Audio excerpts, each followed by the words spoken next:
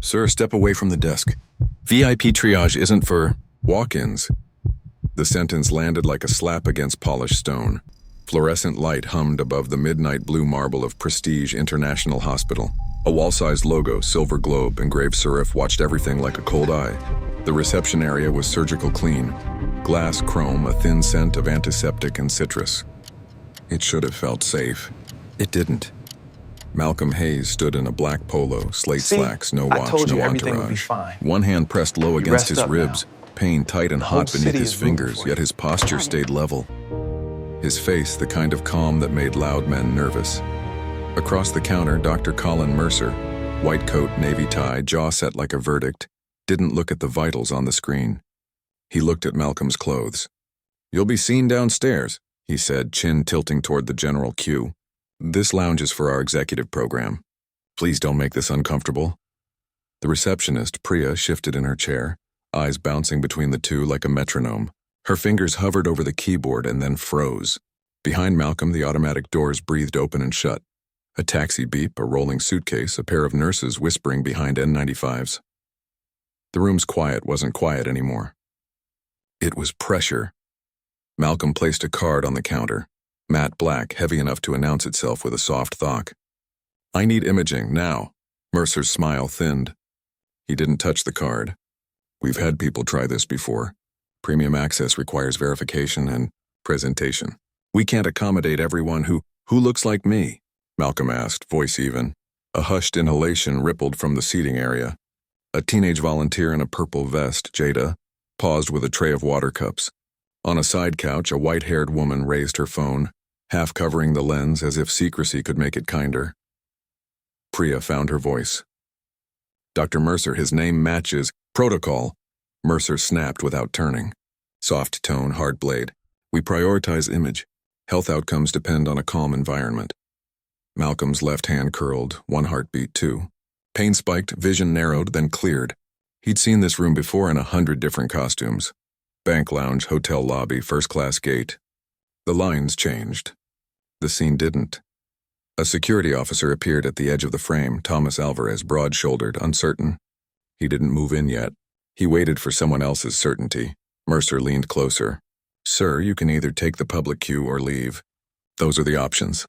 A whisper from the corner. "He looks familiar." Another voice. "Not our problem." Malcolm didn't blink, didn't raise his tone. He slid his phone from his pocket, the screen lighting his cheekbone in a ghost blue wash. A single tap. Across town, somewhere behind a pane of glass and a bank of monitors, Ava Shaw, executive assistant, steel and silk, picked up on the first ring. Malcolm didn't look away from Mercer. "Ava," he said low. "Start Protocol 9. Mercer's eyebrows flickered. "Calling for backup in the lobby won't help you." Malcolm put the phone on the counter, speaker up. Ava's voice came through clear, professional, unhurried. Protocol 9 initialized. Board notifications queued. "Do you want the chair's line active, sir?" A nurse at the far desk glanced up sharply. Priya's hands twitched back to the keyboard. A portion of the crowd straightened as if a current ran through the room. Mercer scoffed. "We're not impressed by theatrics." Malcolm's gaze cut through him like winter light. "Neither am I," a beat. The doors sighed again. Somewhere a monitor chimed 3 even notes. The logo on the wall seemed to glow colder. "Before we continue, where are you watching from? Drop your city or country in the comments below. And if you believe in dignity and justice, hit like and subscribe. These stories spark change, and we're glad you're here." Now back to Malcolm Hayes. Jada edged closer, voice small but steady. "Dr. Mercer, his name does ping the system. It's flagged. I've never seen that tag." "What tag?" Mercer asked. Priya swallowed. "Executive override, owner level." Mercer laughed once, a sound with no humor in it. "Cute." He reached finally for the matte black card, then didn't take it. He nudged it back with a single finger as if it might stain. "Sir," he said, crisp, closing the distance until their breath shared the same sterile air. "This hospital maintains standards. We are not a stage for roleplay." Alvarez took one step forward. The phones in the room tilted higher, not yet filming, but ready. Malcolm lifted his palm from his ribs. The pain was a drum in a far room now. He tapped the phone again. Ava's voice sharpened. A final confirmation. Board quorum in 3. Do you want me to notify Prestige Holdings Legal? Mercer stared, confusion leaking into certainty. Why would... Malcolm's eyes didn't move. Because you just told the wrong man he doesn't belong in a hospital he owns. The air in the lobby had changed. What was once sterile calm now pulsed with something heavier. A tension, disbelief, a hum behind the walls. Dr. Colin Mercer still hadn't moved. His chin lifted, the look of a man who'd mistaken arrogance for control. I don't know who you think you are, he said, but this is a medical facility, not a movie set. Malcolm Hayes didn't answer. The phone lay on the counter between them, screen glowing with the faint blue of authority. Ava's voice lingered through the speaker. Board quorum confirmed. Awaiting your word, sir. That sir sliced through the room. Priya, the receptionist, froze mid-gesture.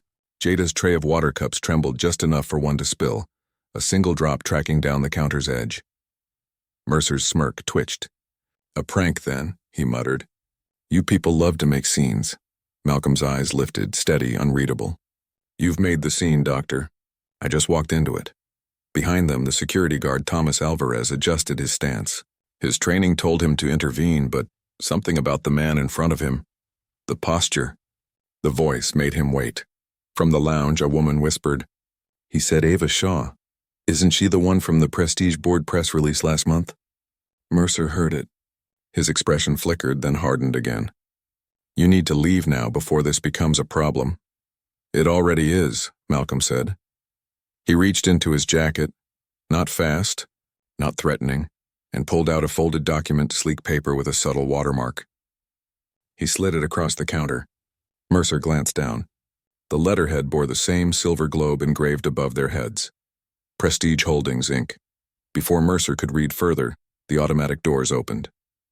A woman in a gray pantsuit and hospital ID strode in with the calm of someone accustomed to boardrooms and crises. Elena Grant, Chief Administrator. Mid-40s, deliberate in every step. She scanned the room, the tension, the phones raised, the faces. What's going on here? Mercer straightened. Security matter. False VIP access. Possibly forged credentials. Priya started to speak, but he cut her off with a flick of his hand. Elena's gaze landed on the document between them. She read the first line, then the second. Her breath hitched. Dr. Mercer, she said quietly, where did this come from? Mercer frowned. From him. He pointed toward Malcolm. He's disrupting patient flow. Elena's eyes met Malcolm's. Something in her posture shifted. Respect? Recognition? Maybe both. Mr. Hayes, she said carefully. I wasn't informed you'd be visiting tonight. The name landed like thunder.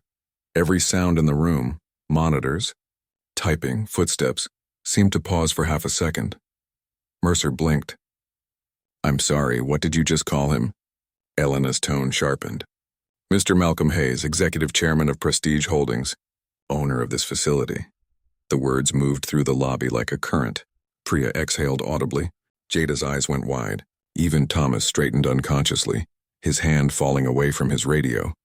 Mercer's mouth opened, then closed again. That's impossible.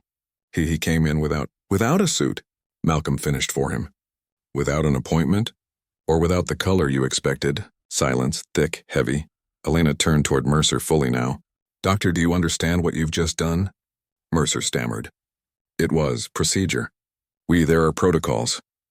And those protocols, Malcolm said, his tone still calm, exist to protect dignity, not deny it. A murmur rippled through the patients in the waiting area. Someone whispered, That's him. The tech magnate. Forbes cover last year. Another. He owns half this block. Mercer's skin drained of color. He tried for a laugh, failed halfway. This is all a misunderstanding. Malcolm picked up the black card again, turned it once between his fingers. No, doctor. It's a mirror. He slid the card back into his pocket. Ava, he said into the phone. Activate the compliance review. Start with tonight's admission log. Ava's voice returned, steady as a heartbeat. Done. HR and legal are online. They'll want confirmation in person. Elena nodded slowly, professionalism replacing shock. Mr. Hayes, would you like to move to a private suite while we handle this? Malcolm's gaze stayed on Mercer. No, I'll stay here. Let everyone see what fairness looks like in daylight. In the far corner, Jada whispered to Priya. He didn't raise his voice once. Priya nodded, whispering back. That's what power sounds like. The automatic doors sighed again, pulling in the cold night air.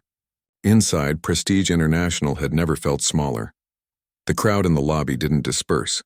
They leaned closer, phones half raised, caught between disbelief and vindication.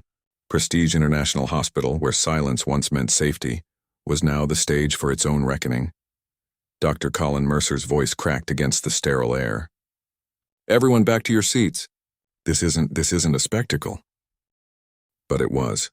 It had already become one. Malcolm Hayes didn't move. He stood where he'd been standing since the start, anchored, calm, the kind of stillness that made others realize how loud they were. The glow from the reception monitors drew faint lines of light across his jaw. Elena Grant exhaled through her nose, slow and precise. Dr. Mercer, she said, I suggest you stop talking. Mercer's face twisted. I was following procedure. We can't just let anyone.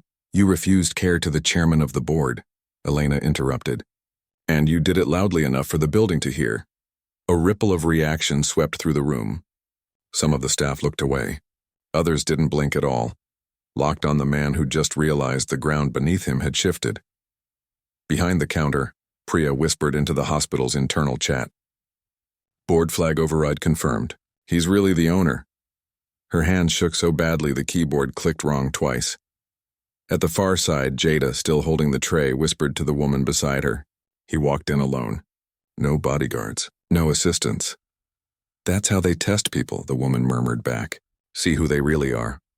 Dr. Mercer took a step back, but his pride wouldn't follow. Look, this can all be corrected, Mr. Hayes. I don't apologize yet, Malcolm said quietly.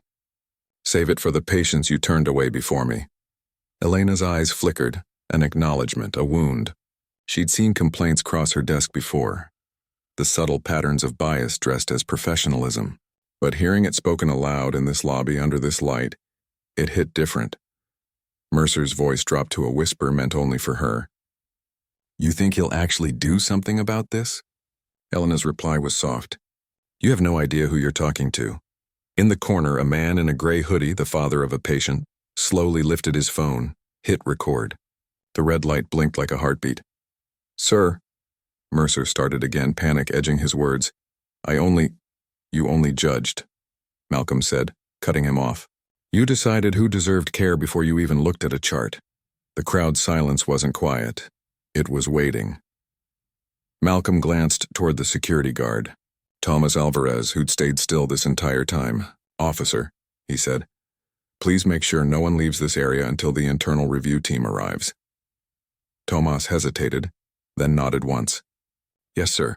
Elena looked up sharply. You've already called them? Malcolm didn't answer. He didn't need to. Across the lobby, the elevator chime sounded once, then again. Two women in navy suits stepped out, each wearing a silver badge that read Compliance Division, Prestige Holdings. The cameras from the crowd pivoted toward them, like sunflowers tracking light. Mercer's lips parted in disbelief. They can't possibly— they can, Elena said. They answered directly to him. The taller woman from the division, Naomi Blake, scanned the room with professional precision. Dr. Mercer? She asked. Mercer swallowed. Yes.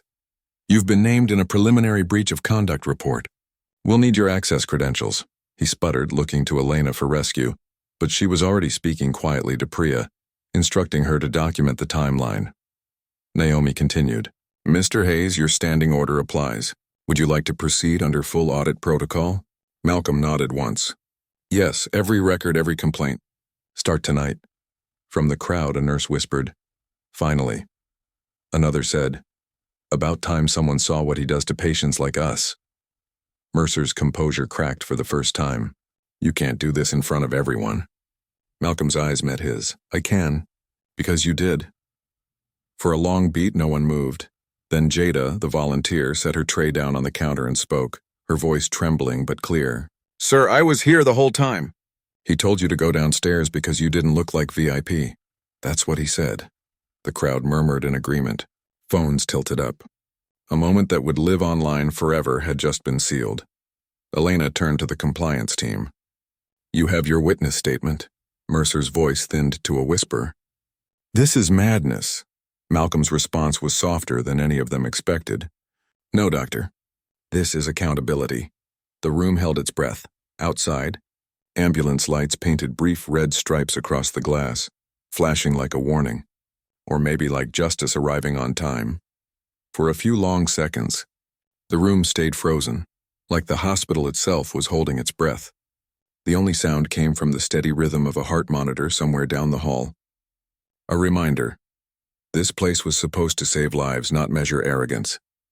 Dr. Colin Mercer's voice returned first, brittle and defensive. You're all overreacting. This man walked in here without ID, demanding VIP treatment. I followed procedure. Naomi Blake from compliance didn't blink. You followed prejudice, she said, flipping open her tablet.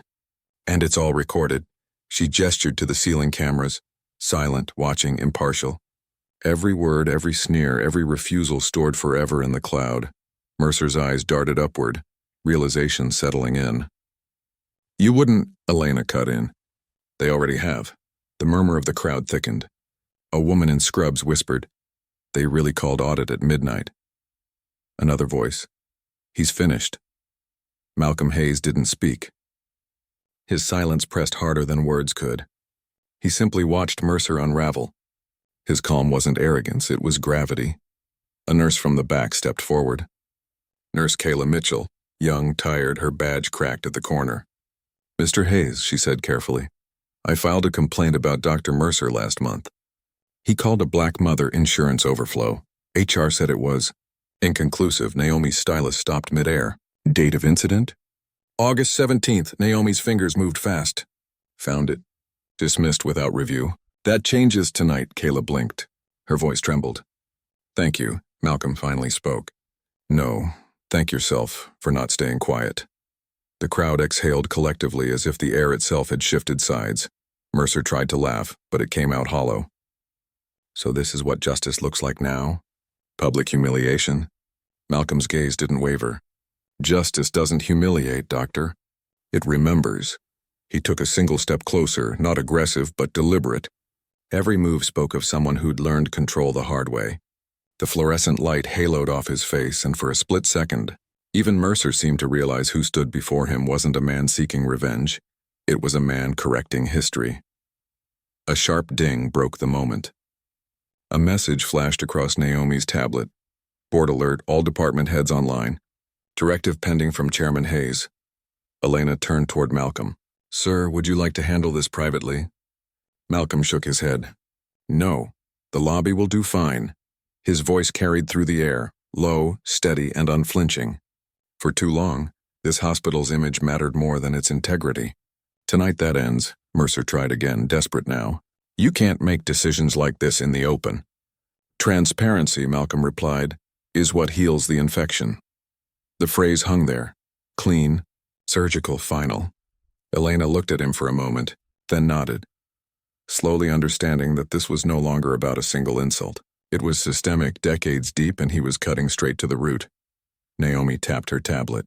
Effective immediately, Dr. Colin Mercer's privileges are suspended pending investigation. Mercer's face drained of color.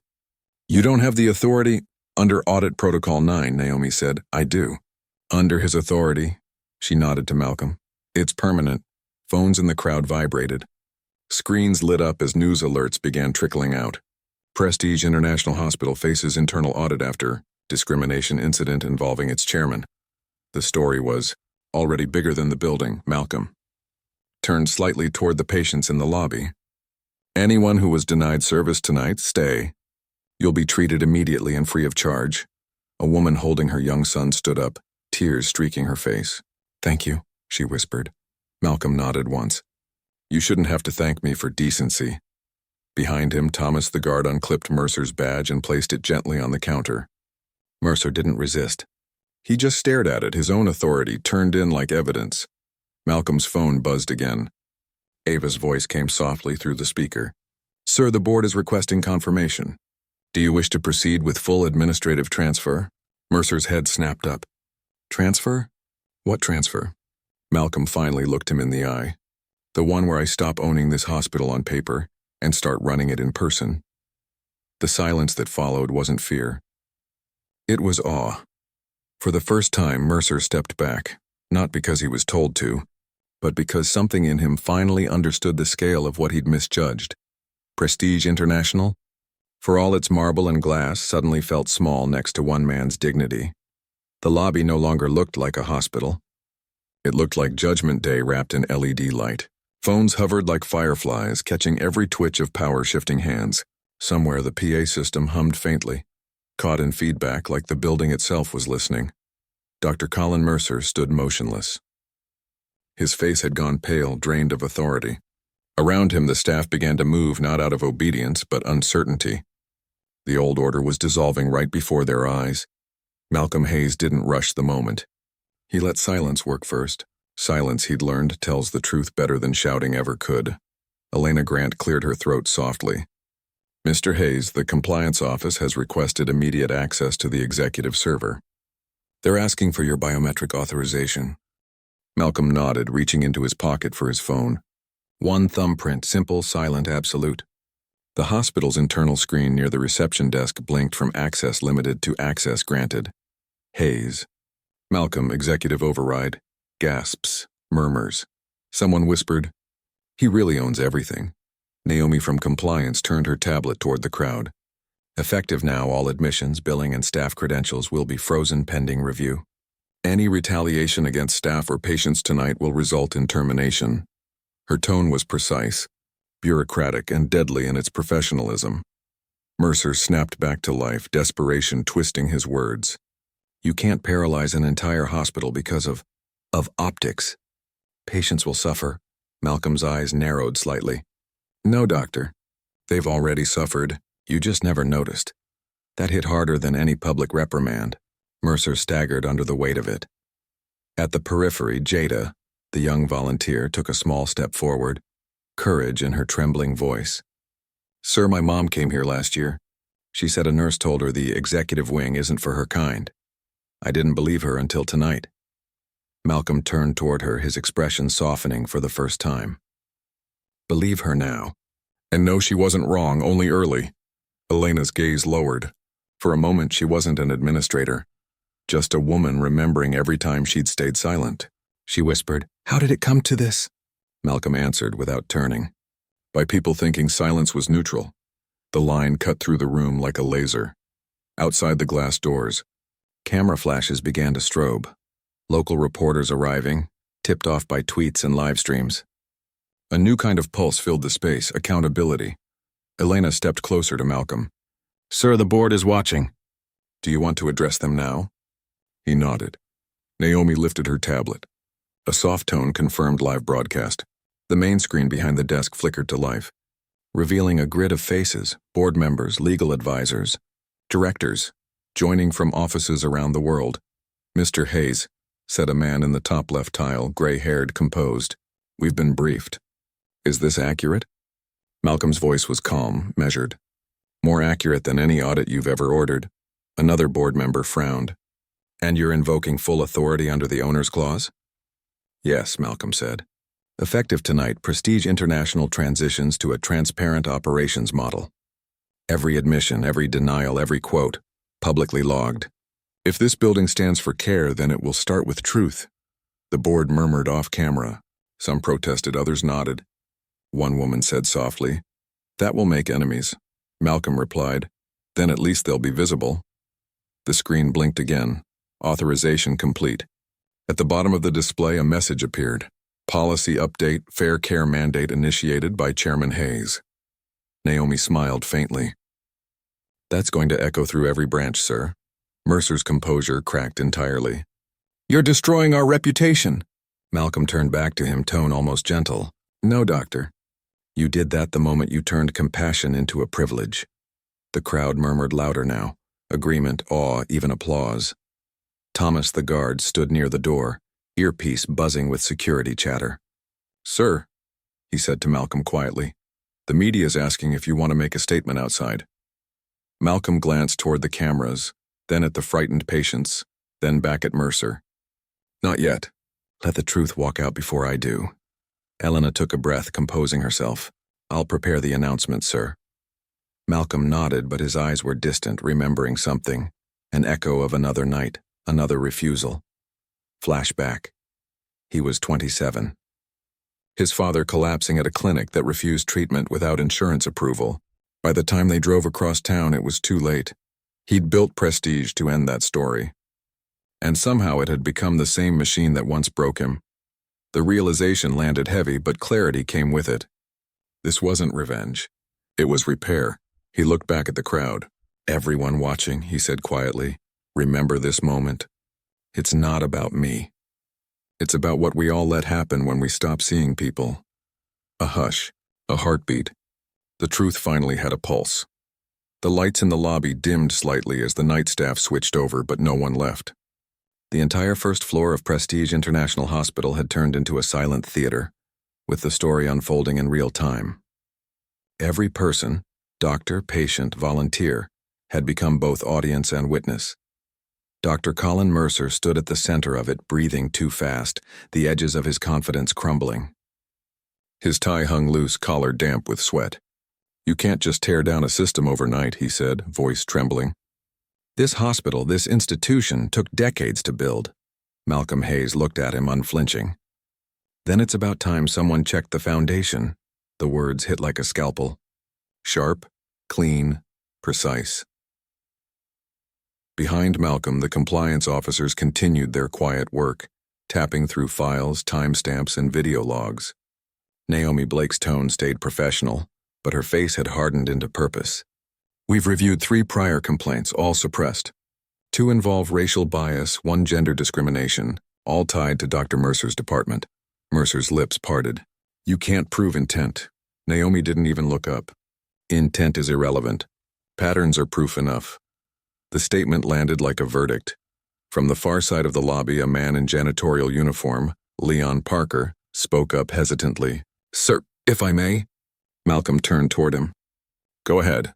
Leon's voice was low, respectful. "Last winter I saw Dr. Mercer tell a nurse to send the charity cases around back. I wrote it up, but my report disappeared." Naomi's stylus paused. "Do you remember the date?"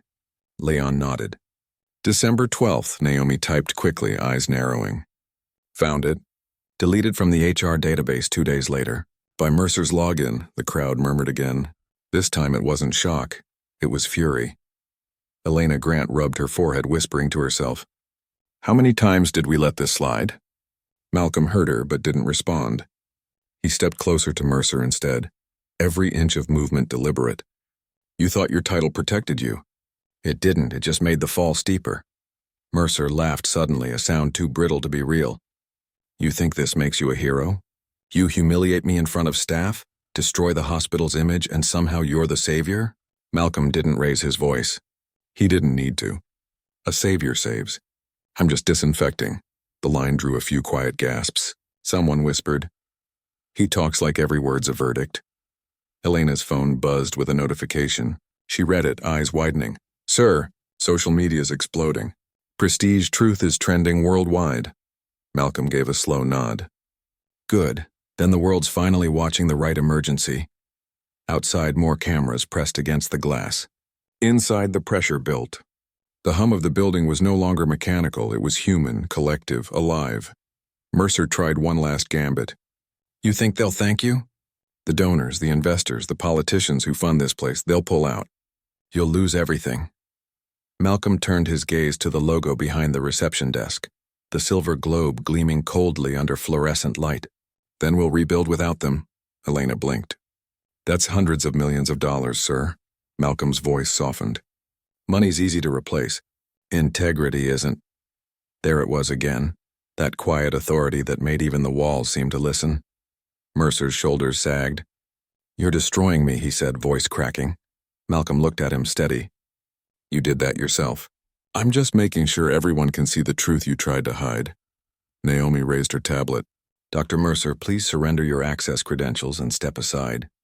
You're being escorted to administrative hold pending investigation." He hesitated, eyes flicking toward the door. Fight or flight. But Thomas, the security guard, was already there, not hostile, just firm. The inevitable was closing in. Mercer's voice came out in a whisper.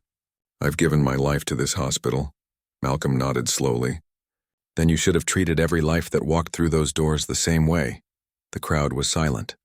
Even the monitors seemed to pause between beeps. Naomi gestured toward the elevator. Thomas followed.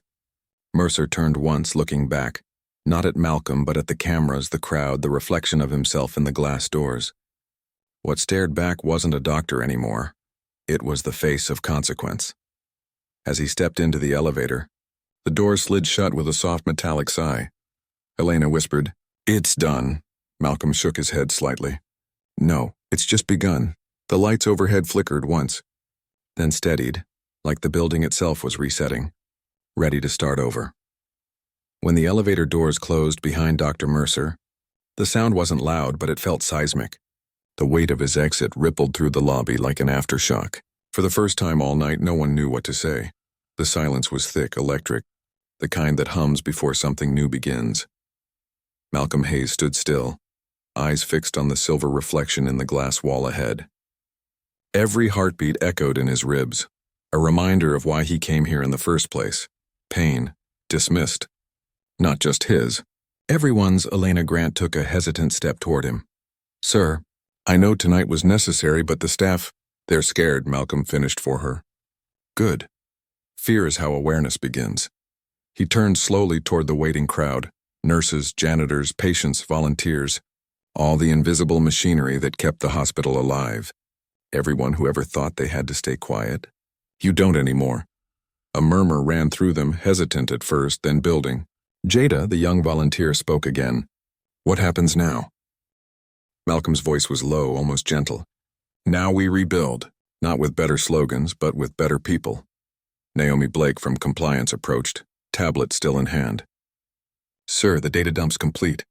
Every deleted report, every suppression log, every manipulated record, it's all restored."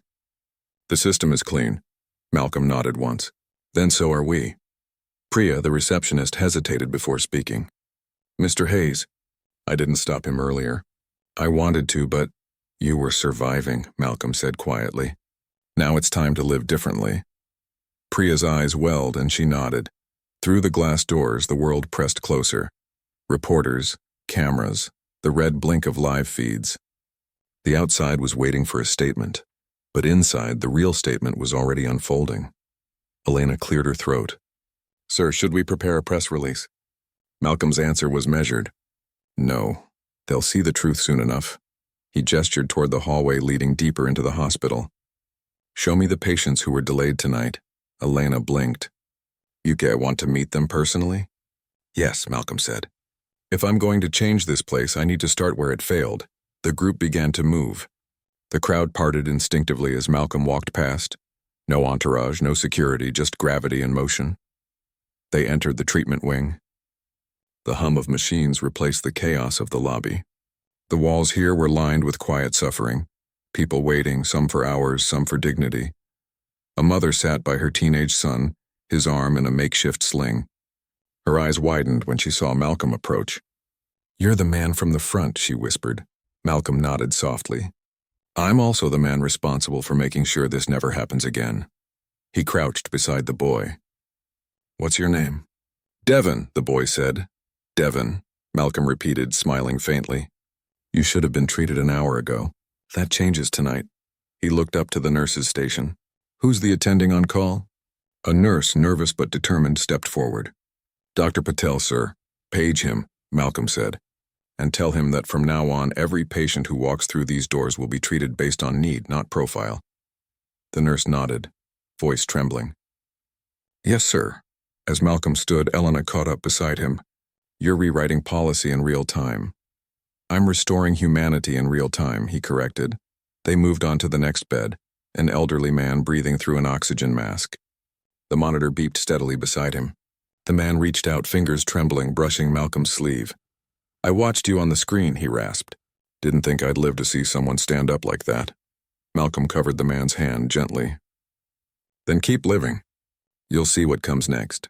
A few nurses exchanged looks, some skeptical, some hopeful. But in that moment, something shifted. The staff who'd once looked down now began to look within.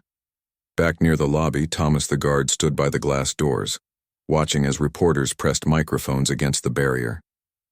One of them shouted, "Is the hospital shutting down?" Thomas smiled faintly and whispered to himself, "No, it's waking up." Inside, Malcolm stopped before a large glass window overlooking the city. Neon lights reflected across his face. He exhaled slowly, the pain in his ribs fading at last. "Ava," he said into his phone, "initiate the Horizon Directive. Every branch, tonight." Ava's voice replied instantly. "Confirmed. Full transparency protocol across all facilities." Elena looked at him astonished. "You're changing the entire system?" Malcolm's answer was quiet but absolute. "No, Elena. I'm returning it to what it should have been. A place that heals." Behind him, the hospital monitors glowed brighter, as if understanding him. The hum of the building steadied, no longer tense but alive again. Prestige International had been cracked open. But through those cracks, light was starting to pour in. By the time the clock on the lobby wall hit 1:47 a.m., Prestige International no longer felt like the same hospital. The tension had drained out, replaced by a strange, quiet order. Nurses moved faster. Voices lowered. For once, no one looked over their shoulder before doing what was right.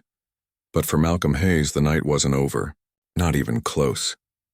He stood by the panoramic window on the 6th floor, the city glittering below, an endless sprawl of lights, money, and decisions. His reflection looked back at him. Tired eyes, steady posture, the faint bruise of exhaustion under his ribs. Behind him, Ava Shaw's voice came softly through the phone on speaker. "Every branch received the directive, sir. Horizon, Apex, Meridian, complete compliance. Some directors are panicking." "Good," Malcolm said. "Let them panic before someone else has to bleed." A pause. "You're trending in 12 countries."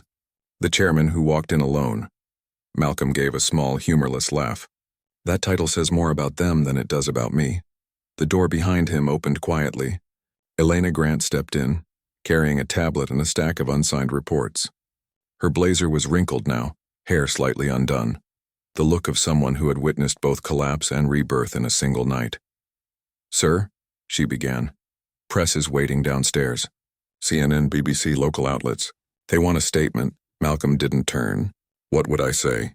That bias still hides under lab coats and title badges?" Elena hesitated. "You could say the system's changing."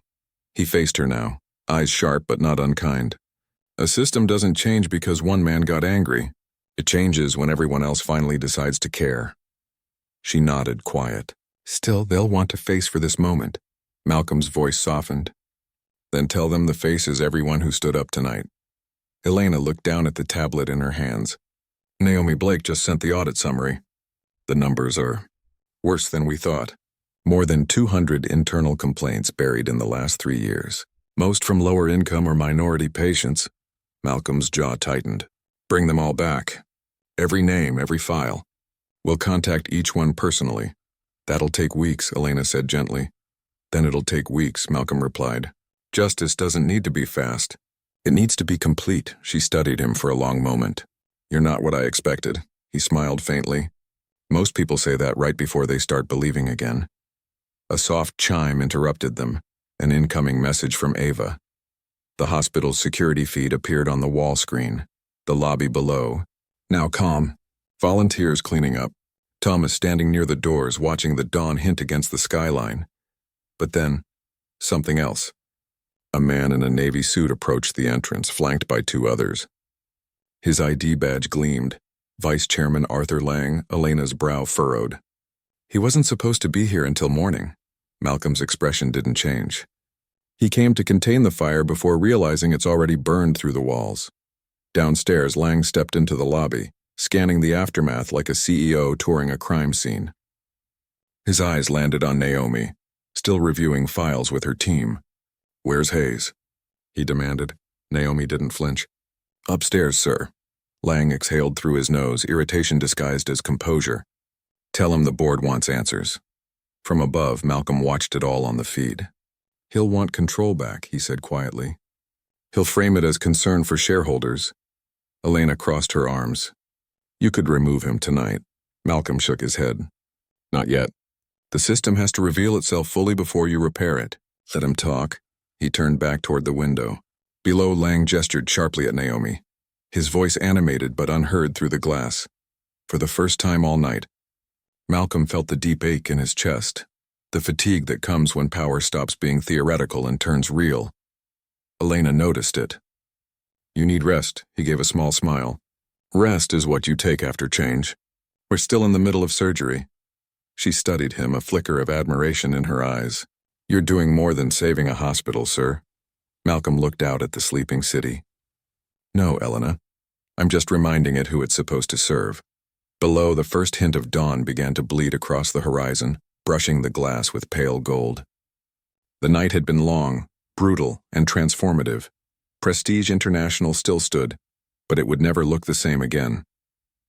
Malcolm turned from the window, straightened his shoulders, and said softly, "Tell Lang I'll see him in 10 minutes, and this time we'll talk in my office, not his. Because power, when reclaimed with dignity, doesn't shout. It simply walks back into the room it was never meant to leave." 10 minutes later, the elevator doors opened on the top floor, the executive wing, where glass walls met silence and every inch smelled like money and sterilized ambition. Malcolm Hayes stepped out first, his reflection trailing him across the polished marble. Behind him, Elena Grant followed, holding a tablet tight to her chest like a shield. At the far end of the corridor, Vice Chairman Arthur Lang was already waiting. Perfect suit, perfect posture, perfect arrogance. 2 board associates stood behind him, whispering like courtiers in a fading kingdom. "Malcolm," Lang began, voice smooth as silk over broken glass. "You've caused quite a storm tonight." Malcolm didn't stop walking. "Storms don't cause damage, Arthur. They reveal it." Lang's lips twitched. "That sounds noble. But what you did down there, public humiliation, live streams, shutting down admissions, it's reckless.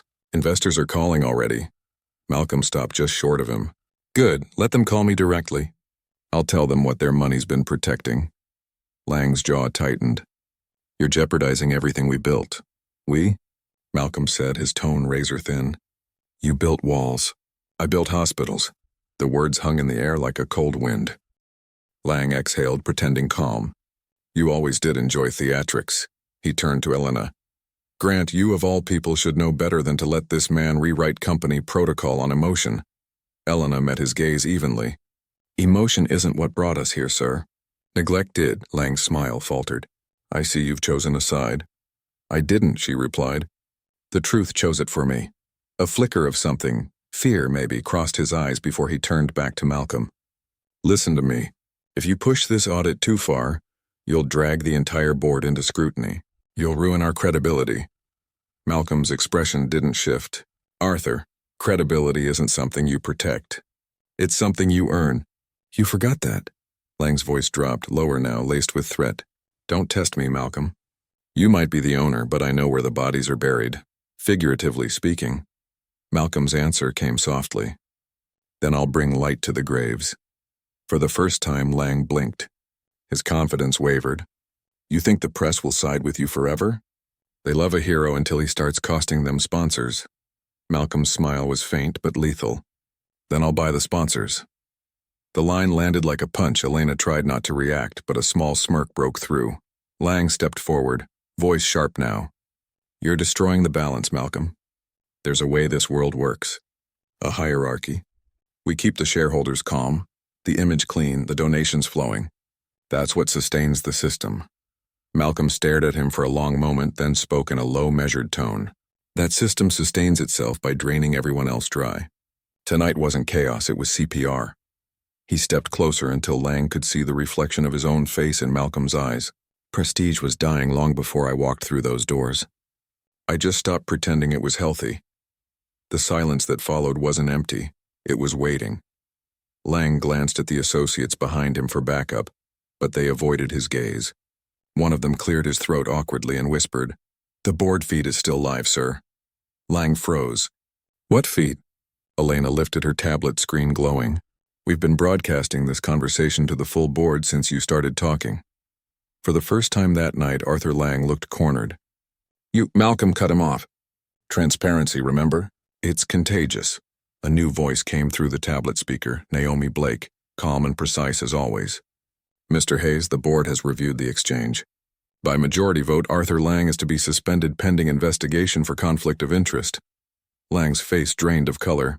You can't, we just did, Malcolm said quietly. Elena turned to him. Would you like me to escort him out, sir? Malcolm shook his head. No, let him walk. Dignity should be the last thing he loses. Lang stared at him speechless, then turned toward the elevator. As the doors closed behind him, his reflection fractured into pieces across the mirrored surface. When silence settled again, Malcolm spoke without looking at anyone. For years we built this place on the idea that power meant protection. But real power, he glanced toward the city skyline outside the window, means accountability. Elena nodded, almost whispering. And you've made it visible. Malcolm exhaled slowly, exhaustion pressing at the edges of his resolve. Visibility is step 1. Justice is step 2. He turned toward the hallway, heading back to the elevator that would take him down to where it all began. The lobby, the people, the truth. Behind him, the dawn's first light spilled through the windows, painting his shadow long across the marble floor. Prestige International had just changed leadership, but more importantly, it had remembered its soul.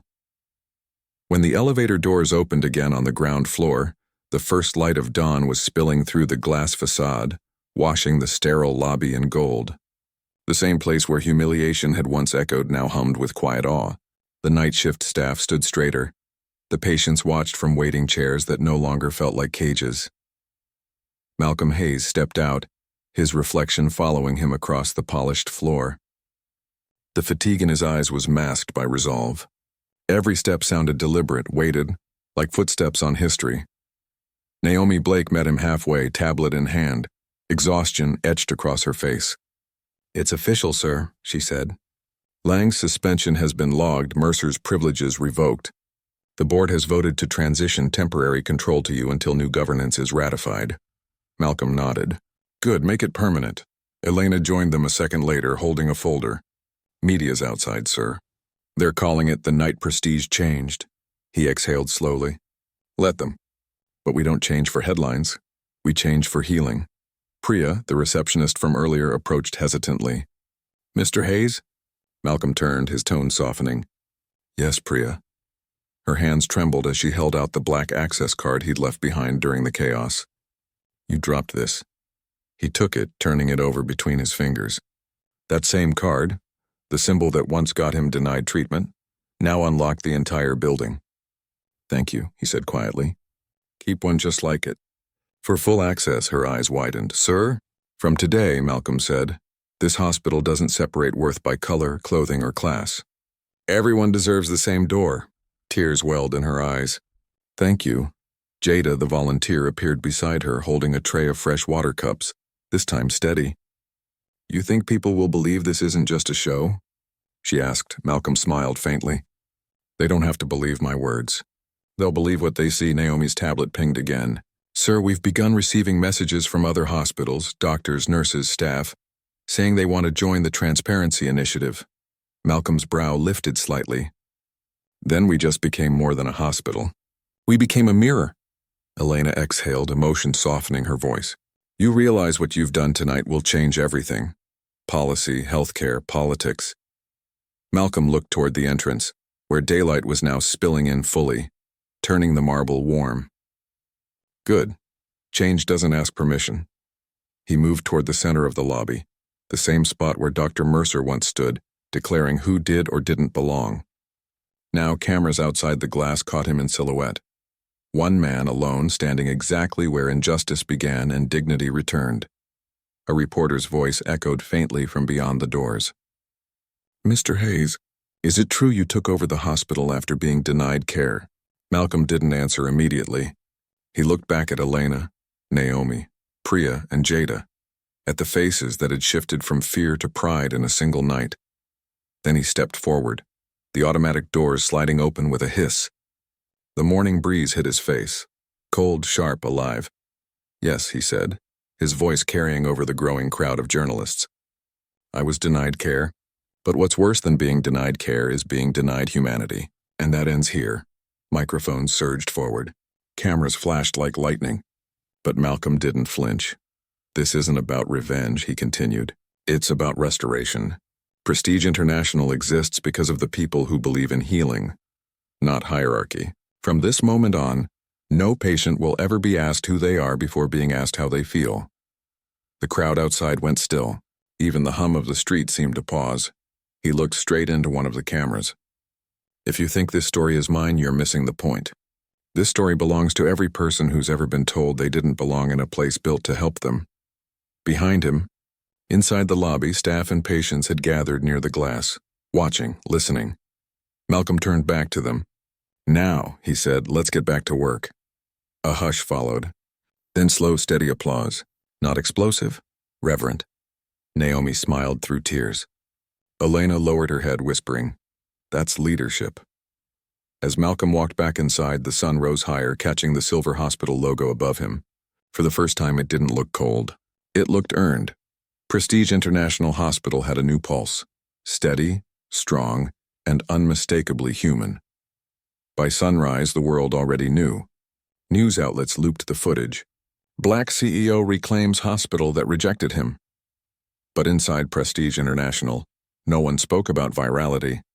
They were too busy breathing again. The building felt different now, alive.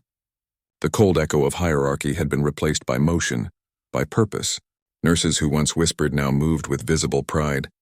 The janitorial staff joked softly as they worked. Even the hum of the monitors felt warmer, less mechanical, like the hospital itself had taken a deeper breath. Malcolm Hayes stood on the observation bridge overlooking the ER. Below him, a team of young residents treated a rush of new patients. Nobody was turned away. Nobody waited because of assumptions. Elena Grant joined him, a faint smile playing at the corner of her lips. "You realize, sir, you've made more policy changes in 12 hours than this board did in 12 years.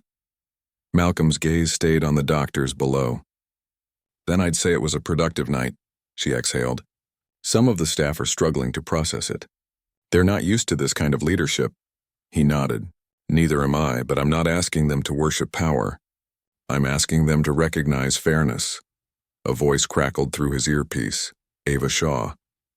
"Sir, I just finished debriefing with the legal team. The Horizon Directive has full federal compliance. Other hospitals are requesting integration. You've started something larger than Prestige." Malcolm's tone didn't waver. "Good, let it spread. The cure for injustice isn't local, it's systemic." Down below, a nurse guided a young boy into a wheelchair. His mother followed close, tears of relief in her eyes. Malcolm watched, remembering the weight of his own father's final breath, years ago in a clinic that had seen numbers before names. "Do you ever wonder," Elena asked quietly, "what would have happened if they'd treated you last night like any other patient?" Malcolm smiled faintly. "Then nothing would have changed. And I'd still be healing privately instead of publicly." A brief silence passed between them, the comfortable kind, earned after a storm. Then Naomi Blake entered the bridge, tablet in hand. "Sir, there's something you should see." She turned the screen toward him. A live feed from social media filled it. Nurses, patients, employees across the city filming themselves saying one phrase, "Fair care begins here." Malcolm stared at the screen. Thousands of views turned to hundreds of thousands. The words spread faster than he could have ordered them. Naomi smiled softly. "Looks like the story's grown legs," Elena added. "Or wings." He chuckled, the sound low and human. "Then let it fly." They turned as a door opened behind them. Jada, still in her volunteer vest, stepped in with a nervous grin. She held a folded paper. "Sir, it's from my mom," she said to thank you. Malcolm took the note gently. The handwriting was uneven, rushed. "They said my life wasn't premium enough. You proved them wrong. Thank you for making care feel like care again."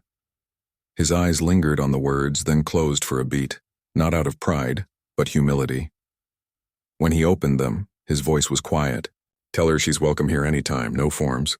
No waiting." Jada smiled, blinking back emotion. "She'll love that." Malcolm placed the note carefully on the railing, letting the sunlight touch it. "Naomi," he said, "draft a message to all branches. Effective immediately, rename this policy." Naomi tilted her head. "To what, sir?" Malcolm turned toward the window where dawn was now a flood of gold over the skyline. "The Hayes Standard," he said. "Every patient, every hour, every hospital. We meet it or we fix it." Elena grinned. "That'll look good carved in stone." Malcolm shook his head slightly. Not stone, people. That's where it matters. Down below, the doors to the ER opened and a new wave of patients entered. No hesitation. No questioning. Just care.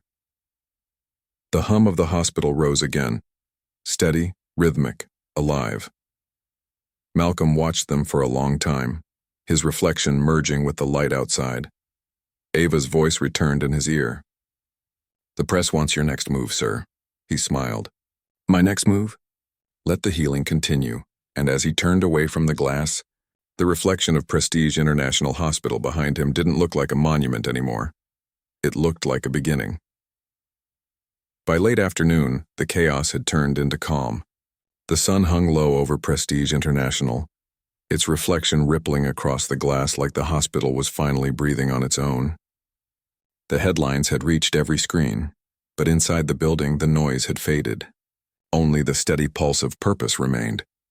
Malcolm Hayes walked the same corridor he had entered less than 24 hours earlier, a walk that had begun with rejection and ended in reclamation. The marble floors gleamed beneath his footsteps, not as a symbol of wealth but of clarity. He paused at the lobby entrance where everything had started. The same desk, the same hum of fluorescent lights. But now the air was different. Priya, the receptionist, stood at her station, posture straight, eyes alive. She saw him and smiled nervously. Mr. Hayes, she said softly. We just admitted a patient under the new Fair Care system. No questions asked. No paperwork delay. Malcolm smiled. How did it feel? She hesitated, then said, like it should have always been this way. He nodded. Exactly. Behind her, Jada was helping a patient find his way to radiology. She turned and waved. Mr. Hayes, we've been running on the new protocol for 6 hours straight. No mix-ups. It's working. Her joy was pure, the kind that makes even exhaustion feel sacred. Malcolm walked past them toward the same seat he had stood beside the night before, the spot where Dr. Mercer had denied him. The chair still sat there empty. He rested his hand on its back for a long moment. Elena Grant joined him quietly. Strange, isn't it? One night can rewrite an entire legacy. Malcolm's voice was low. It didn't rewrite it. It reminded it. She studied him. What happens now? He looked toward the doors where sunlight painted the floor gold. Now we make sure this story doesn't depend on me. Naomi Blake approached, tablet in hand, eyes bright despite sleepless hours. Sir, the other branches have already adopted the Hayes standard. We're getting messages from Paris, Dubai, Nairobi, and Chicago, each one promising to follow your model. Malcolm gave a faint, tired smile. Then maybe finally we're building hospitals that look like the people they serve. Naomi nodded, emotion tightening her throat. You've changed the culture, Mr. Hayes. He shook his head gently. Culture changes when people stop being afraid to care. All I did was give them permission. At that moment, the glass doors slid open and a nurse pushed in a wheelchair. A woman in her 50s, face drawn, breathing shallow. Malcolm recognized the expression instantly. Fear mixed with fatigue, the same look his father wore decades ago. The nurse called out, "Need immediate attention. Cardiac." Without hesitation, a team rushed forward. No one looked for paperwork. No one checked for insurance.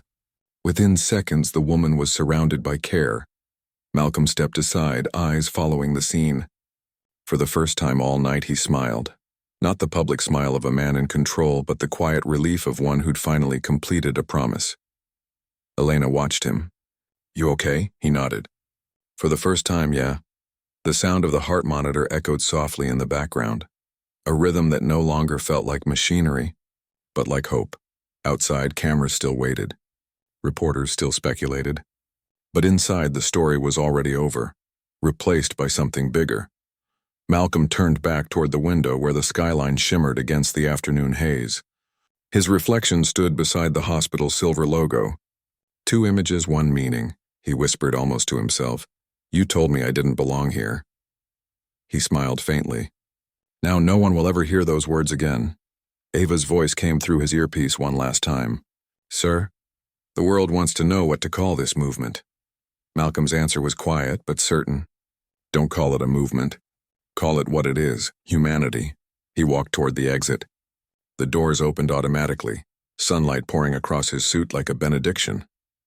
Behind him, Prestige International glowed not as an empire, but as proof that dignity, once reclaimed, can rebuild anything.